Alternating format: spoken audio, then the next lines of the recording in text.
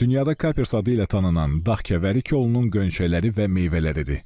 Bu bitki Azərbaycanda da yetişir, lakin qida kimi geniş istifadə olunmur. Ölkənin müxtəlif yerlərində yer qulağı, çöl qarpızı, qarnıyarıqda yalama çiçəyi kimi də tanınır. Türkiyədə isə ona kapari deyilir. Marinə edilmiş kəvər gönçələri ədviyyatlı, çiçəkli və otlu bir dada malikdir.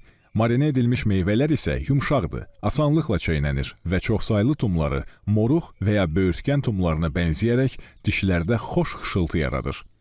Meyvələrin dadı çiçəklərin dadından çox fərqlənmir. Otlu ləzzət daha az hiss olunur, lakin turşuluq daha aydın duyulur.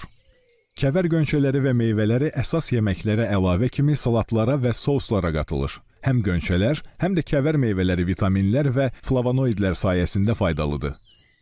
Kəvər kvetsetin və rutinin ən zəngin təbii mənbələrindən biridir. Kvetsetin iltihab əleyhinə antihistamin təsiri göstərir. Rutin isə kapilyar divarlarını